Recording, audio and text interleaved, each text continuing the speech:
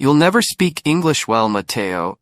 It's just not for you, my cousin Carlos said with a mean smile. His words echoed in my mind. We were standing in the living room, my face flushed with embarrassment, as he mocked my broken English in front of the whole family.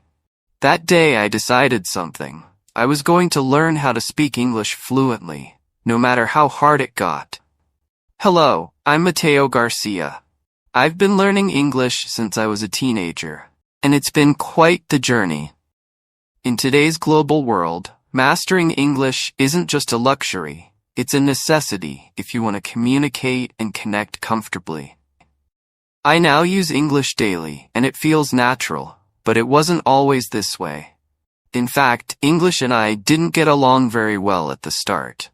The beginning was tough, full of struggles and frustration, but I always had a clear vision of myself speaking it fluently one day, and that vision kept me going. Like a runner pushing through the last mile of a marathon, I couldn't always see the finish line, but I knew if I kept going, I'd get there eventually. Today, I want to share my personal journey of learning English, the obstacles I overcame, and the valuable lessons I picked up along the way. I hope my experiences will help you in your own journey to improve the language. Let me take you back to my school days. Picture this. I'm sitting in class, and my English teacher, Mrs. Ramirez, is staring at me with wide eyes. Why? Because I had just confidently pronounced island as Island, as if the S had every right to be there. Yeah, I was that student. You see, I had been learning English for nearly 2 years, but it felt like the words were playing a game of hide and seek with my brain. They'd come in, but somehow, they never stayed. My English classes weren't much help either. To be honest, I felt like the whole school system had tricked me. I thought school was supposed to teach me things. Instead, I was more confused than ever. Mrs. Ramirez, with her thick Spanish accent, made every English word sound like Spanish. And instead of practicing real conversations, we spent most of the time repeating boring grammar rules and reading texts that even she seemed to hate. I felt like I was stuck in a language maze. My pronunciation? A disaster. Tenses? Forget about it. And don't get me started on phrasal verbs. Why did look up mean to search for something? Shouldn't it mean to look up? It felt like English was trying to trick me on purpose. Yet, despite all of that frustration, I was still determined to learn. Something inside me just wouldn't give up. I dreamed of speaking fluently one day, of having easy, flowing conversations without breaking a sweat. I even imagined myself walking through New York City, talking like a native. At the time, I couldn't see how it would ever happen. But deep down, I knew it would. Somehow. And guess what? It did. Now let me tell you how it all turned around. You're going to love this. Let me share the first thing I learned. Consistency is key. This brings me to lesson number 1. Make English a daily habit. Let me tell you the one thing that made all the difference in my English journey. I practiced every single day. Yes, every day. It might sound simple, but it's the biggest secret to learning any language, especially English. I like to think of it as the domino effect of language learning. The more you practice, the quicker everything starts to fall into place. When I first started, I set aside just 30 minutes each day. That's it. I wasn't trying to become an expert overnight, but those 30 minutes added up fast. Imagine this. If you practice 30 minutes a day, by the end of the year, you'll have spent over 180 hours learning English. That's a lot of improvement. The trick is to stick with it. Every single day, no matter what. Some days you'll feel like doing an hour, other days maybe just 10 minutes. That's okay, as long as you don't skip a day. Consistency is everything. Need a little extra push? Write yourself reminders. I used to have post-it notes everywhere. Practice English today. Don't forget your 30 minutes. It was like having my own personal cheerleaders in sticky note form. Now, I know there are going to be days when you really don't want to study. Trust me, I've been there. But here's a little trick I used. Just tell yourself to start for 2 minutes. That's it. 2 minutes. Once you get started, you'll find that it's a lot easier to keep going. Before you know it, you've finished your 30 minutes, and maybe even more. The hardest part is getting started. But once you make it a habit, you'll notice how much easier it becomes. Soon, you'll feel that progress building. And believe me, that's when things start to get exciting. Keep at it, and before you know it, you'll be speaking English with confidence. Lesson number 2. Get your pronunciation right from the day one. Ever had one of those moments when you confidently say a word in English, and then someone gives you that look? The one that says, "What did you just say?" Yeah, I've been there too. It's like the time I proudly asked for a bowl of soap instead of soup at a restaurant. The waiter paused and I realized I had made a mistake. A bubbly mistake. So, how do you avoid these awkward moments? Simple. Focus on pronunciation from day one. It might sound boring, but trust me, this is where the magic happens. I learned this the hard way when my American teacher, Mr. Parker, kindly pointed out that my version of comfortable sounded more like comfortable, and I was convinced salmon had an L that needed to be pronounced. Spoiler alert, it doesn't. Mr. Parker's advice was simple but life-changing. Start working on pronunciation right from the beginning. English pronunciation is like a tricky puzzle, especially for a native Spanish speaker like me. Words like thought, though, and tough look like they should sound the same, but trust me, they don't. And vowels don't even get me started. For the longest time, I thought ship and sheep were identical. But Mr. Parker wasn't going to let me off the hook. He made me read out loud, correct myself, and practice over and over. It was embarrassing at first. I mean, who likes hearing their own voice making mistakes? But the more I did it, the better I got. I even started talking to myself in English. Yes, I know that sounds weird, but it worked. The key, Mr. Parker said, was to choose an accent, whether American, British, or Australian, and stick with it. I picked American since that's what he spoke, and I made it my mission to sound as natural as possible. I mimicked every word, every sound, until it started to feel less like a foreign language and more like native. Over time, things started to click. Words I used to trip over became smoother. My pronunciation improved, and soon enough, I was sounding more like the fluent speaker I had always wanted to be. So here's my advice. Don't ignore pronunciation. Start working on it from the beginning. Pick an accent and stick with it. And don't be afraid to make mistakes. They're part of the journey. Before you know it, you'll be speaking with confidence, just like I did. Lesson number 3. Learn in a balanced way. Just like a plant needs water, sunlight, and care to grow, learning a language requires a balanced approach. A language needs 4 important skills to fully develop: reading, listening, speaking, and writing. Every one of these skills matters. When someone says they speak a foreign language, we often assume they can also read, write, and understand what's being said to them. But learning a new language doesn't work so perfectly. It's different from how we learned our first language.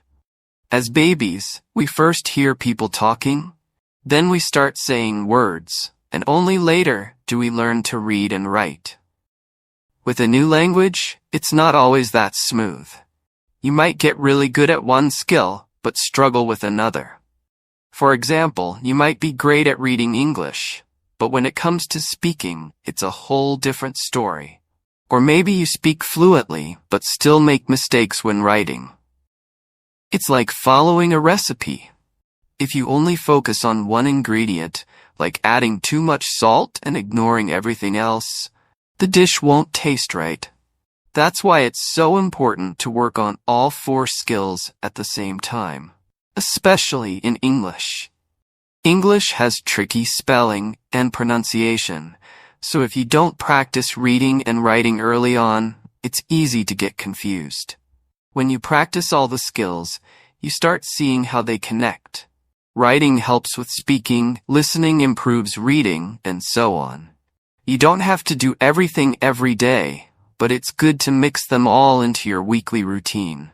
Maybe one day you focus on reading, another day on listening, and so on.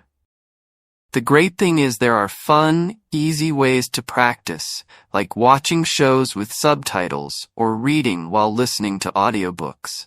You'll be improving 2 skills at once, and it doesn't even feel like work. Just remember, balance is key. Keep working on all 4 skills, and soon, you'll notice your English getting stronger across the board.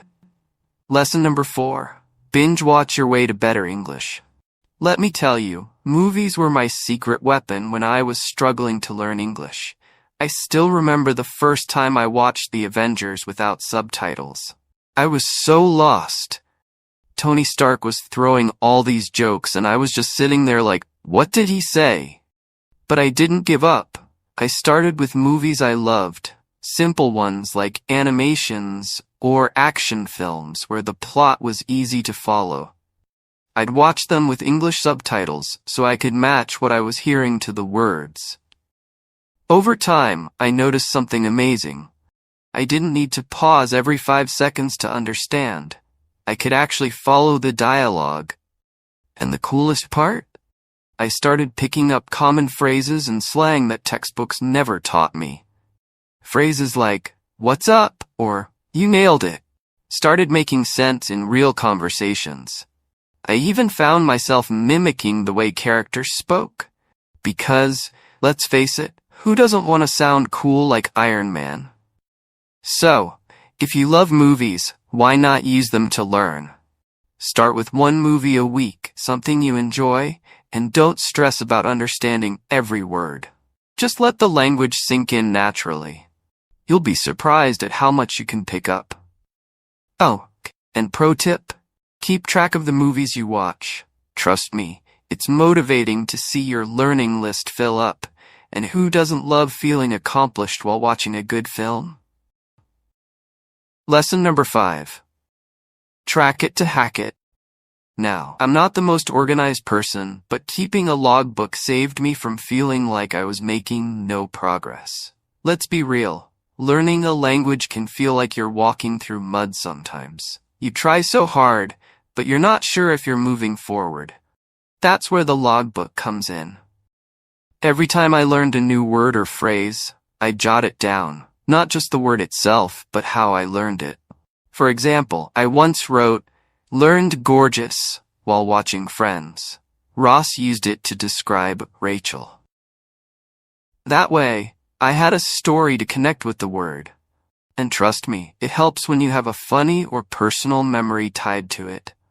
Over time, looking back at the words I wrote made me feel like I was really improving. I could see my vocabulary growing, and it gave me motivation to keep going. It's like when you start working out and don't see any changes at first, but then you notice your clothes fit better. It's proof that all the hard work is paying off. The logbook is your personal tracker for language gains. Lesson number 6. Stop studying, start speaking. At some point, I realized that English wasn't just something to study anymore. It had to become something I used every day. This didn't happen overnight. I remember one day after months of studying grammar, I got stuck in a conversation with a tourist at a cafe. I was so focused on remembering the right verb tense that I barely responded to what they were actually saying. That's when it hit me. Learning a language isn't just about getting every sentence right. It's about communication. So I stopped obsessing over being perfect and started practicing more in real-life situations. I'd speak to tourists in my hometown, join online forums, or even chat with English-speaking colleagues. The more I used the language, the more natural it felt. I still remember the first time I gave a presentation at work in English. My hands were shaking, but I did it. After that, I realized that the more I put myself out there, the easier it got. It's like riding a bike. At first, you're wobbly and nervous, but once you get the hang of it, you just go. So, don't wait until you feel ready to use English. Start now. Whether it's talking to a friend or writing an email, just use it. The more you practice, the more it will feel like second nature. Lesson number 7. Grow your English with real connections. This one is a game changer.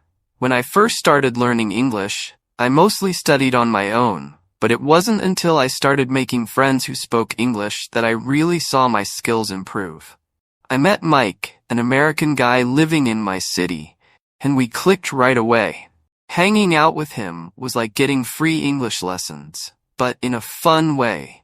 We'd grab coffee, talk about football, movies, or whatever was going on, and through those conversations, I learned how people really speak. He'd laugh at some of my mistakes, but he'd also correct me, which helped me get better. Plus, having a friend who spoke English meant I was practicing without even thinking about it. It wasn't just about the language, though. It was the culture. I learned how Americans joke around, what they talk about, and even how they express themselves. These are things you can't learn from a textbook. Building friendships with English speakers doesn't just help with fluency, it helps you understand the language on a deeper level. If you don't have English-speaking friends yet, don't worry. There are tons of ways to meet people online, through language exchange apps, social media, or even local meetups. I promise, having friends to practice with makes all the difference. And who knows, you might even end up with lifelong friendships that make the whole process so much more enjoyable. So, here's the deal. Learning English isn't just about hitting the books or memorizing words. It's about integrating it into your life. Watch movies, keep a logbook to track your progress, use the language every chance you get, and most importantly, build relationships with people who speak it. Before you know it, English won't feel like just another subject. It'll become a natural part of your daily life, woven into everything you do. And along the way, you'll have a lot of fun, you'll make great friends, and maybe even change your life in ways you didn't expect. Your progress doesn't end here. To continue advancing your English skills, click on the next video or explore the additional videos we've thoughtfully selected for you.